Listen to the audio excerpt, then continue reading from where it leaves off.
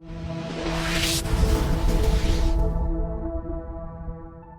Welcome to net stock trading. This is Ravi Teja. आज की video में हमने डिस्कस करने वाला है इन्वेस्टर्स की one of the favourite stock Laurus labs के रिगार्ड, क्योंकि रिसेंटली लॉरस लैब्स में हमने करेक्शन देखने को मिला था जो अपने Q2 रिजल्ट्स देखने के बाद।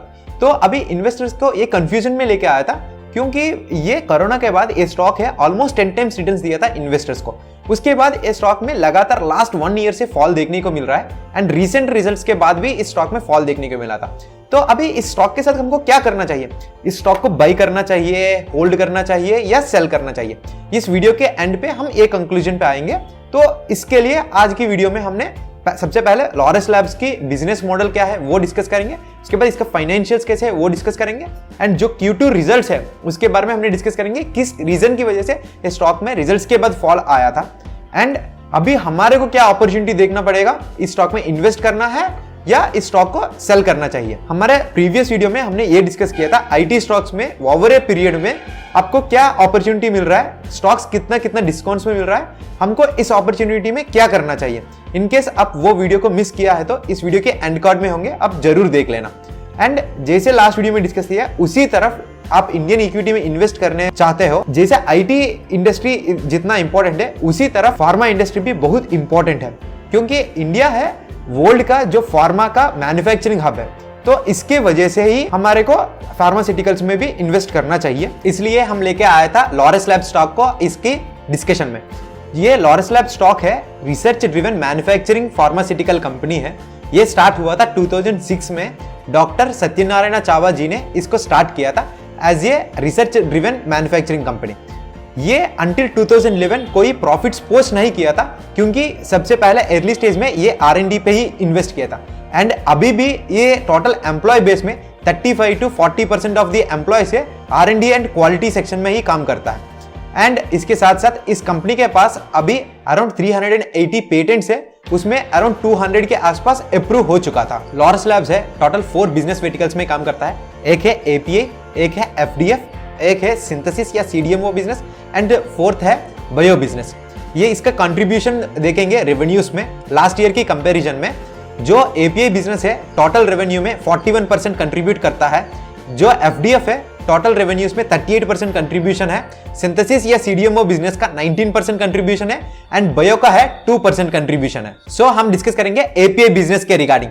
API बिजनेस है, API के मतलब क्या है वो समझेंगे। API होता है रॉ मटेरियल होता है, जो भी मेडिसिन बनाते हो उसका रॉ मटेरियल API होता है। लॉरस लैब्स है दूसरी कंपनीज के लिए API बनाता है एंड उस कंपनी को एज ए रॉ मटेरियल इसको सप्लाई करता है, सो दैट वो कंपनीज अपना फिनिश्ड प्रोडक्ट्स बना के बेच सकते हैं। ये APIs में इसके पास 2 डिविजन्स है, एक ARV APIs एंड एक है नॉन ARV APIs। जो ARV APIs है एंटी रेट्रोवायरस ड्रग होता है, जो इसका मतलब है जो HIV एड्स के लिए जो भी ट्रीटमेंट में यूज होता है उसके लिए मेडिसिन के लिए ये API बनाता है। एंड दूसरा आता है नॉन ARV। ये नॉन ARV में ये cancer, heart related issues, diabetes, asthma, इसके रिलेटेड APIs बनाता है। यह है इसका मेजर API के मैन्युफैक्चरिंग है। इसके बाद आएगा FDF। अंटिल 2014 तक ये मैक्सिमम रेवेन्यू से इस कंपनी को API से ही आता था। उसके बाद 2014 में ये इंट्रोड्यूस किया था FDF सेगमेंट। जो FDF का मतलब है फिनिश्ड डोसेज फॉर्म। जो भी फिनिश्ड डोसेज फॉर्म है, जो मेडिसिन होता है उसको फिनिश्ड डोसेज फॉर्म बोलता है। जो इसके पास ऑलरेडी API है उसका जो ड्रग्स है, उसका जो मेडिसिन है वो बनाना शुरू किया था। तो इससे क्या होता है, ऑलरेडी इसने API बना रहा है तो इसका रॉ मटेरियल में कॉस्ट कम होगा। इसके वजह से जो भी इसका फिनिश्ड गुड्स होता है उसके मार्जिन्स बहुत ज्यादा होता है। ये इसमें भी एड्स रिलेटेड का मेडिसिन बनाता है, कैंसर रिलेटेड का मेडिसिन बनाता है।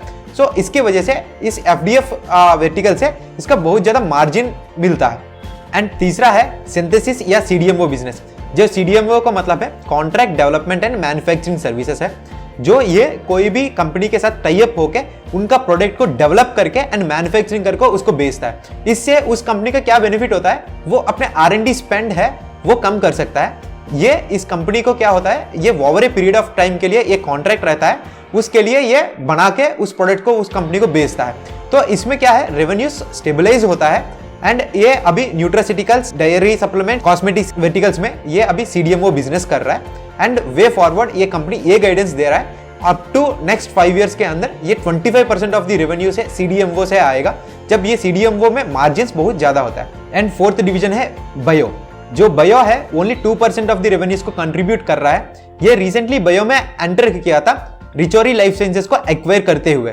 ये रिचोरी लाइफ साइंसेस में 76% ऑफ द स्टेक है लॉरेस लैब ने एक्वायर किया था एट 240 करोड़ के अराउंड। एंड ये इसलिए एंटर हुआ था, जो अभी हमारे मार्केट्स में एग बेस्ड या मिल्क बेस्ड प्रोटीन्स मिलता है, ये अभी एनिमल ऑरिजिन फ्री प्रोटीन्स को मैन्युफैक्चरिंग कर रहा है। तो इससे क्या होगा, इसका मार्केट बहुत बड़ा है, तो इसके वजह से इस वर्टिकल में लॉरेस लैब्स ने एंटर किया था। ये है, आपको अभी समझ में आया होगा, जो टोटल 4 वर्टिकल्स में ये काम करता है। अभी हम ये देखेंगे इसका फाइनेंशियल्स कैसा है, उसके बाद हम डिस्कस करेंगे इसका क्वार्टरली रिजल्ट्स के बारे में। आप इस पिक्चर में देख सकते हो जो लॉरेस लैब्स की रेवेन्यूज में ईयर ऑन ईयर पे कंटिन्यूसली ग्रोथ देखने को मिला था। वेयर एज पैट की भी बात करो, पैट भी कंटिन्यूसली ग्रो हो रहा है। एंड जो मार्च 2021 की देखो, जो पैट में है ना एनॉर्मस ग्रोथ आया था, जो ऑल टाइम एवर प्रॉफिट को डिक्लेयर किया था। इसके वजह से कोरोना के बाद इस स्टॉक में बहुत ज्यादा रैली देखने को मिला था।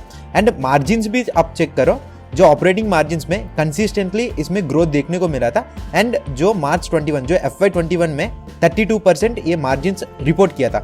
इसकी वजह से इस स्टॉक में ज्यादा रैली देखने को मिला था। एंड इस पिक्चर में आप क्वार्टर ऑन क्वार्टर के ऑब्जर्व करो, जो सितंबर क्वार्टर है लास्ट फाइनेंशियल ईयर का, उसमें रेवेन्यूज में ड्रॉप देखने को मिला था। At the same time margins में भी ड्रॉप देखने को मिला था। उस टाइम से इस स्टॉक में फॉल देखने को मिला था हमको। एंड दिसंबर में भी ये सेम रिपोर्ट किया था, मतलब रेवेन्यूज में भी ड्रॉप है एंड ऑपरेटिंग मार्जिन्स में भी ड्रॉप है। इसके वजह से उसके बाद भी दिसंबर क्वार्टर में भी ये स्टॉक में फॉल देखने को मिला था। अभी Q2 में भी उतना मार्जिन्स मेंटेन नहीं कर पाया था, इसके वजह से इस स्टॉक में फॉल देखने को मिला था।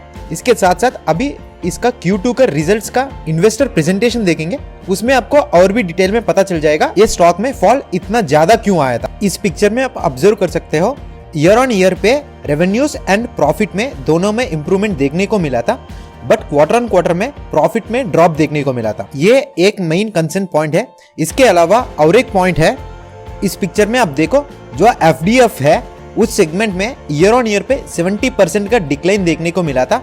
And quarter on quarter basis पे 57% डिक्लाइन देखने को मिला था। जो सेगमेंट ये कंपनी के रेवेन्यूज में मोर देन 38% कंट्रीब्यूट कर रहा है, उस सेगमेंट में 70% की जो ड्रॉप है वो कंपनी के लिए बहुत नेगेटिव है।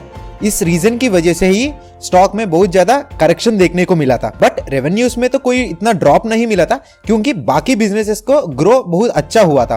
तो इन केस ये FDF बिजनेस भी सही से ग्रो होता तो कंपनी का ग्रोथ बहुत ज्यादा होने वाला है। एंड इस रिजल्ट्स के बाद और कंपनी ने 10% जो रेवेन्यू गाइडेंस है FY23 का, वो भी कम किया था। इस रीजन की वजह से रिजल्ट्स अनाउंस करने के बाद ये स्टॉक में फॉल देखने को मिला था। एंड ये FDF सेगमेंट को लेके मैनेजमेंट ने ये कमेंट किया था, जो Q3 ऑनवर्ड्स है जो भी डिक्लाइन हुआ था, इसमें रिकवरी आने का चांसेस है। इसका मेन रीजन है जो ARV बिजनेस है उसका डिमांड थोड़ा सा कम हुआ था। वंस ये थोड़ा सा रिकवरी होना शुरू हो जाएंगे तो कंपनी का ये FDF सेगमेंट है वो भी रिकवर हो जाएगा। यही है कंपनी के लिए मेन कंसर्न पॉइंट। इसके रीजन की वजह से इस स्टॉक में करेक्शन देखने को मिला था। अभी हमने समझ गया था जो लॉरेस लैब्स का बिजनेस वर्टिकल्स के बारे में, उसके बाद उसका जो रीसेंट फॉल है उसके बारे में भी हमने समझ गया था क्या रिजल्ट्स में क्या इंपैक्ट हुआ था।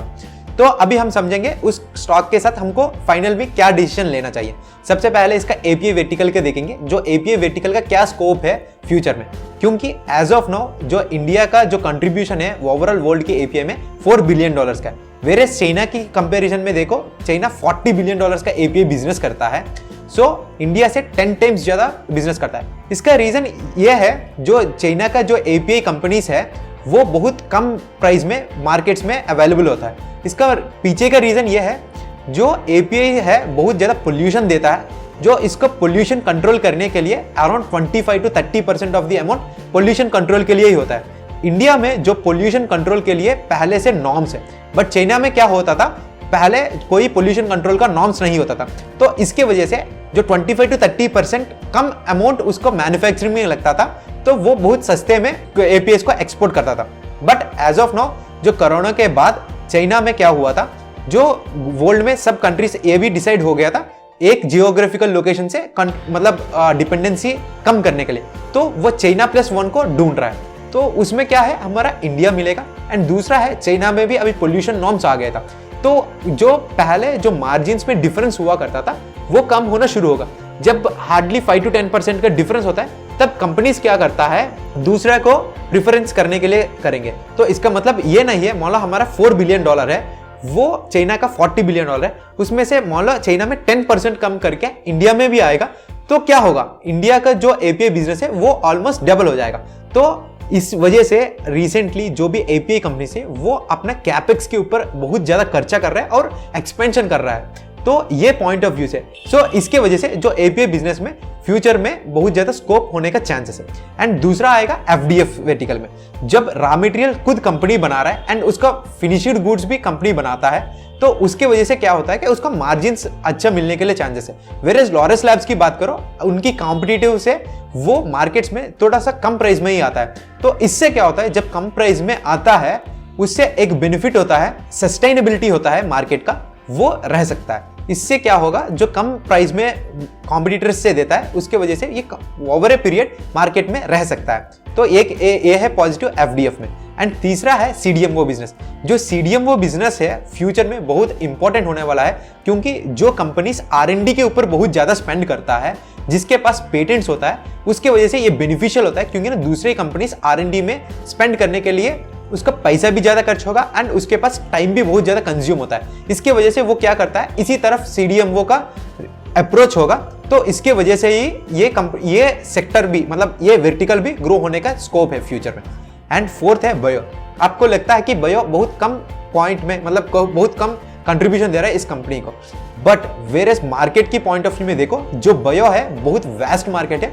क्योंकि बायो में क्या होता है, आजकल हमको जो प्रोटीन्स मिलता है वो यग या डेयरी बेस्ड प्रोडक्ट्स मिलता है, तो ये क्या कर रहा है, एनिमल ऑरिजिन फ्री बना रहा है। क्योंकि आपको जो भी पोल्यूशन की बात करते हो, जो कैटल होता है, कैटल फूड की पोल्यूशन है बहुत ज्यादा होता है। जब ये एनिमल ओरिजिन फ्री प्रोटीन को बनाना शुरू करेंगे तो ये मार्केट में बहुत ज्यादा होने का स्कोप है, क्योंकि रिसेंटली जो ये प्रोटीन बेस्ड मार्केट है बहुत ज्यादा बढ़ रहा है। एंड इसके साथ साथ ये दूसरा भी है, लैब ग्रोन मीट को भी ये डेवलप कर रहा है। तो इसका मतलब है एनिमल फ्री मीट मिलने का चांसेस है। तो ये भी एक वर्टिकल है, इनके फ्यूचर में बहुत ज्यादा मार्केट बनाने के स्कोप है। तो ये 4 पॉइंट्स को देख के मेरे को लगता है लॉरेस लैब में इन्वेस्ट करने के लिए ओवर लॉन्ग पीरियड के लिए अच्छी बात है। जो अभी का जो करेक्शन है वो अपॉर्चुनिटी लेके सिस्टमेटिक वे में आप इन्वेस्ट कर सकते हो if you are a long term investor. So ये है हमारा कंक्लूजन।